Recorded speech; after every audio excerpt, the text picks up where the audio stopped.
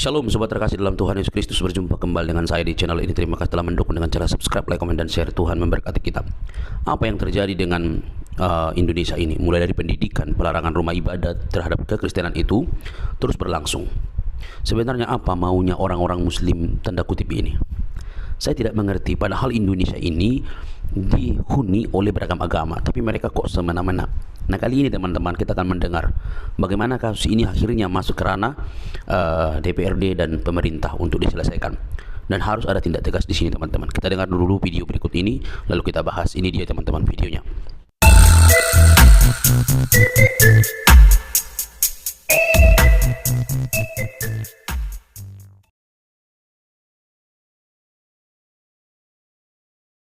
Belum selesai kejadian di Bantul kemarin, terjadi lagi sebuah tindakan intoleransi dan diskriminasi terhadap salah seorang siswi di kota Makassar karena dia berbeda kulit, berbeda agama, dan juga berbeda bahasa daerah, disingkirkan dari seleksi paskibraka.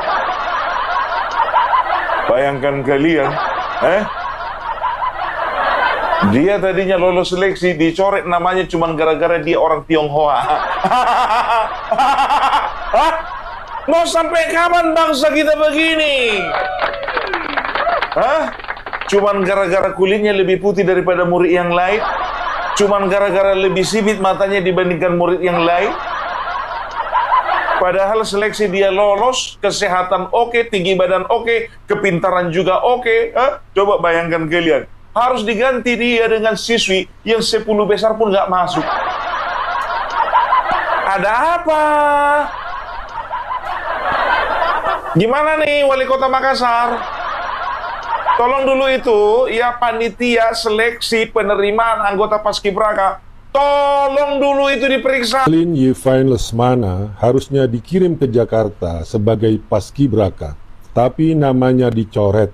Ia disingkirkan karena ada dugaan rasisme. Kasus ini sedang viral dan menjadi perbincangan netizen. Ketlin adalah siswa cerdas bangsa Makassar, masuk 3 besar seleksi paskibraka Sulawesi Selatan, bukan karena keberuntungan tapi karena kemampuan. Tingginya 170 cm, meraih medali emas di Pekan Olimpiade Sains Nusantara PUSN 2024, juga meraih medali emas pada ajang International Science and Invention tahun 2024, meraih perunggu di Senior High School Olympiad 2025, dan juara 3 Mandarin Proficiency Championship Indonesia 2026. Ia juga fasih, menguasai bahasa Inggris dan Mandarin. Mengapa namanya dicoret dan digantikan siswi lain yang sebelumnya tidak masuk 10 besar? Tidak ada penjelasan resmi, tidak ada transparansi, yang ada hanya rumor. Katanya Ketlin tidak menguasai bahasa daerah. Ini yang membuat publik semakin curiga. Dugaan intervensi orang dalam, penilaian tidak transparan, hingga diskriminasi terhadap Ketlin yang beretnis Tionghoa ramai diperbincangkan. Ketua Purna Paskibraka Indonesia Makassar Muhammad Fahmi menduga ada isu rasisme dalam proses ini, mengingat Ketlin beretnis Tionghoa. Wali Kota Makassar Munafri pun bersuara, ia prihatin harusnya seleksi itu adil dan transparan. Ia juga khawatir dengan mental peserta karena telah melewati proses yang tidak singkat. Kesbangpol Sulawesi Selatan membantah, tapi bantahan tanpa keterbukaan data hanya klaim. Kepala Kesbangpol sendiri mengakui yang digoreng hanya Tionghoanya, tanpa sadar ia fokus pada apa yang ia coba bantah. Merah putih adalah bendera semua anak bangsa. Tidak ada kolom etnis di sana. Jika Ketlin disingkirkan karena siapa dia, bukan karena apa yang ia bisa, maka yang gagal bukan Ketlin. Yang gagal adalah kita sebagai bangsa Indonesia. Publik menunggu transparansi dan penjelasan resmi atas kasus Ketlin ini. 10 fakta dugaan kecurangan seleksi paskibraka Sulsel versi PPI Makassar. Proses seleksi calon pasukan pengibar bendera pusaka paskibra tingkat Provinsi Sulawesi Selatan 2026 menuai polemik. Polemik bermula saat peserta asal kota Makassar, Ketlin, disebut sempat masuk dalam 3 besar calon paskibraka nasional, namun kemudian digantikan peserta lain secara mendadak yang namanya bahkan tidak pernah masuk 10 besar. Polemik ini mencuat setelah Purna Paskibraka Indonesia PPI Kota Makassar merilis kronologi panjang yang menyoroti dugaan kejanggalan selama proses seleksi berlangsung. Yang pertama, 6 utusan Makassar disebut unggul sejak awal seleksi. Yang kedua, nilai seleksi kepribadian disebut tidak pernah dibuka. Yang ketiga, pendampingan mendadak diminta keluar dari ruang seleksi. Yang keempat, diduga ada pantuhir tertutup di luar mekanisme. Yang kelima, peserta disebut diseleksi berdasarkan penampilan fisik. Keenam, kemampuan bahasa daerah jadi penilaian tambahan. Sorotan lain muncul ketika peserta putra dan putri tersebut diuji kemampuan berbahasa daerah Sulawesi Selatan. Sedangkan si Kathleen ini dilangkai saat seleksi bahasa daerah. Salah satu kejadian yang paling disorot adalah ketika Kathleen disebut tidak mendapat giliran menjawab pertanyaan bahasa daerah. Yang kedelapan, paling mengherankan juga, nama peserta baru disebut munculnya tiba-tiba. Yang paling membagongkan, yang kedelapan, nama peserta baru tiba-tiba disebut muncul, ya. PPI Makassar juga menyoroti munculnya sejumlah peserta yang sebelumnya tidak masuk 10 besar, namun tiba-tiba dimasukkan dalam kandidat 3 besar. Untuk apa mereka itu berlomba-lomba untuk menjadi 3 besar? Toh akhirnya ketika 3 besar, bukan mereka yang berangkat, ya, tetapi yang berangkat itu yang bukan 3 besar. Jadi menurut saya tidak usah diadakan perlombaan-perlombaan untuk masuk 3 besar dan segala macam. Kalau memang itu yang kamu mau pilih, tidak usah ada lomba-lomba, langsung aja masukkan yang sesuai dengan kemauanmu. Yang ke-9, Kathleen ini sudah sempat masuk 3 besar sebelum diganti. Yang ke-10, PPI Makassar menyoroti dugaan ketidaknetralan oknum panitia. Ini tugas netizen lagi, ya. Netizen, ya, yang harus mengawal ini semua, ya. Kalau tidak viral, tidak ada keadilan, ya, harus viral dulu, baru ada keadilan. Salam dari Koko Hiracimot. Yang suka video saya silahkan follow dan tinggalkan komentar. Belum selesai kejadian di Bantul kemarin, terjadi lagi sebuah tindakan intoleransi dan diskriminasi terhadap salah seorang siswi di Kota Makassar karena dia berbeda kulit, berbeda agama, dan juga berbeda bahasa daerah, disingkirkan dari seleksi paskibraka. Bayangkan kalian, dia tadinya lolos seleksi, dicoret namanya cuman gara-gara dia orang Tionghoa. Mau sampai kapan bangsa kita begini? Cuman gara-gara kulitnya lebih putih daripada murid yang lain? Cuman gara-gara lebih sipit matanya dibandingkan murid yang lain? Padahal seleksi dia lolos, kesehatan oke, tinggi badan oke, kepintaran juga oke. Coba bayangkan kalian, harus diganti dia dengan siswi yang 10 besar pun nggak masuk. Ada apa?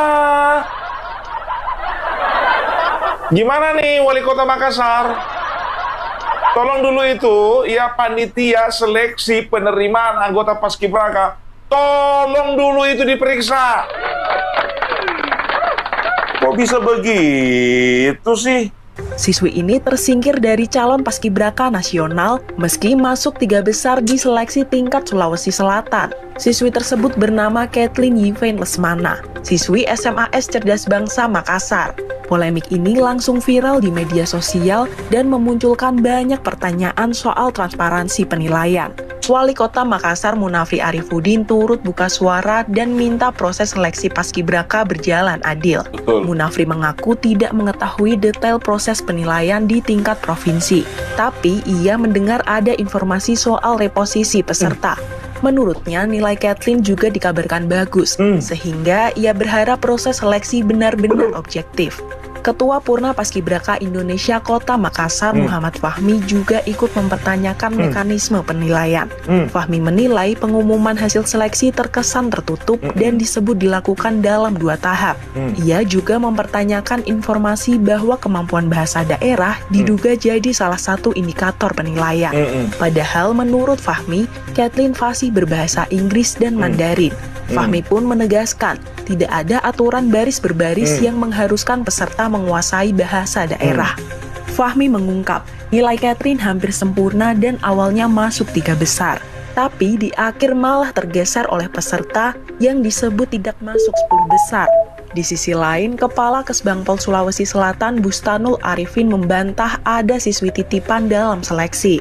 Ia menegaskan, penilaian tidak hanya berdasarkan nilai tes, tapi juga meliputi kesiapan jasmani rohani, peraturan baris berbaris, keterampilan, dan kepribadian peserta.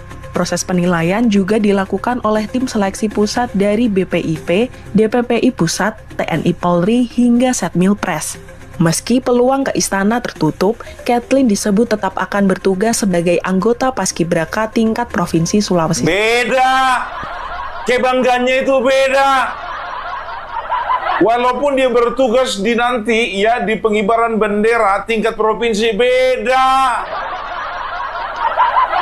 Coba bayangkan kalian, ini jujur aja aku bilang sudah mulai ada di pejabat-pejabat yang mulai ini membela diri. Aku nggak tahu lah, terserah kalian mau percaya sama Kes Bangpol atau enggak ya. Dia berdalih bahwasanya tidak ada diskriminasi, tidak ada rasisme, semua seleksi sudah dilakukan dengan baik. Lapet. Nggak percaya aku. Yang pertama, dia 3 besar. Seleksinya 3 besar, bayangkan kalian, namanya dicoret diganti sama siswa yang bisa dikatakan masuk 10 besar pun enggak. Anak siapa? Bapaknya kerja di dinas apa? Boleh tahu nggak? Siapa sih? Backingannya siapa sih? Kok bisa yang nggak masuk seleksi bisa menggantikan posisi daripada adik kami Kathleen? Gimana nih? Wali Kota Makassar, tolong dulu ya, tolong dulu ya bertindak sama seperti yang terjadi di daerah Kalimantan Timur. Kalimantan Barat kemarin itu, kalau nggak salah acara apa namanya, Kalimantan Barat kemarin itu acara cerdas cermat. Tolong dulu disikapi. Ya, dan mudah-mudahan Kathleen ini adik kami ini ya, mudah-mudahan nanti dipanggil sama Bapak Wakil Presiden. Sama kayak kemarin, biar tahu kalian ya, yang kalah kemarin lomba cerdas cermat ya, itu yang dipanggil sama Pak Wapres, bukan yang nomor 1. Bukan yang juara 1 dipanggil. Mas Wapres, ada pejabat yang nakal nih, ada panitia yang nakal nih.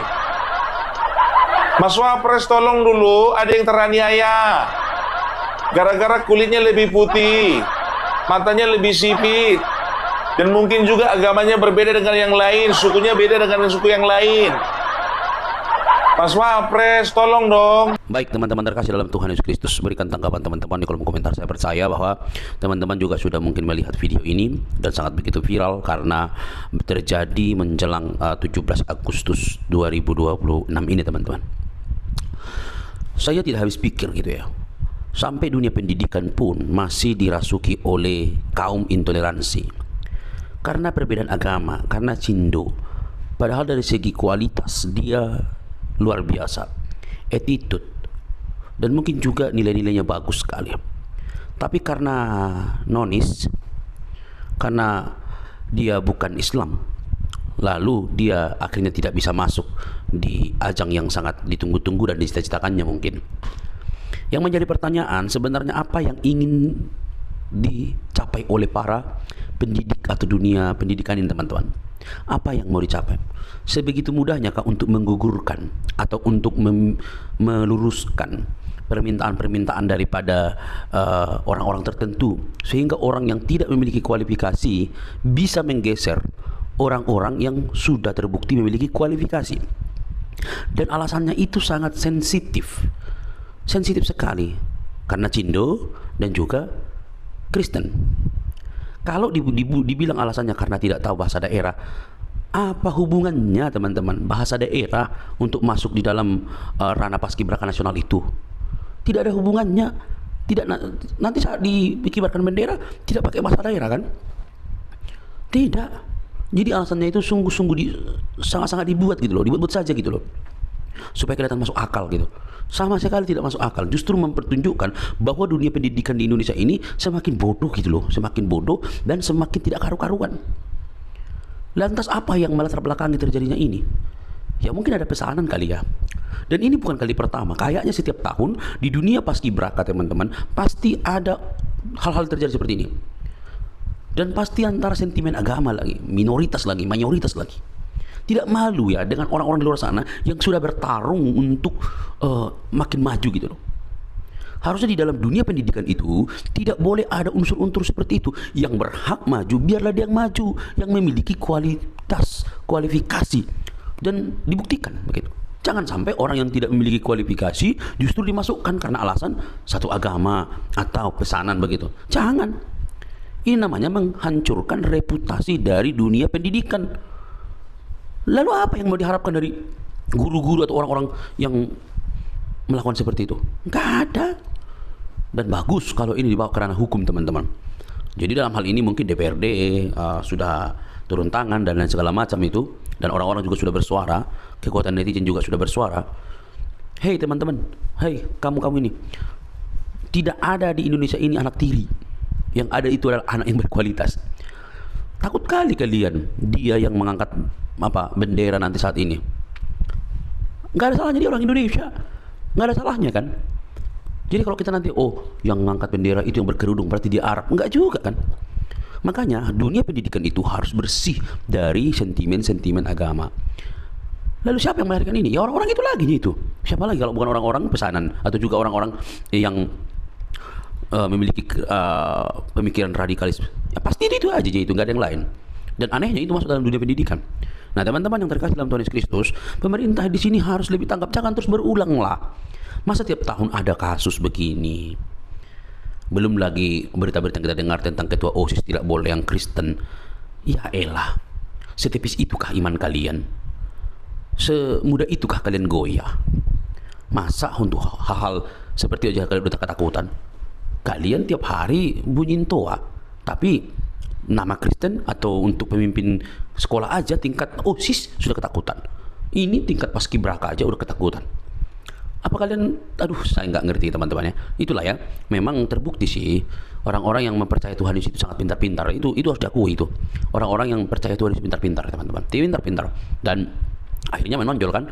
Kita lihatlah banyak sekali yang pintar-pintar. Oke teman-teman, saya percaya teman-teman, pemerintah masih bisa menindak dengan baik dan semoga tidak terjadi hal-hal ini lagi ke depan. Oke, saya percaya beliau ini mendapatkan keadilan sehingga dia bisa masuk dan juga bisa menunjukkan kualitasnya di ranah nasional, khususnya di dalam pengibaran bendera yang akan kita ikuti tanggal 17 Agustus 2026 ini.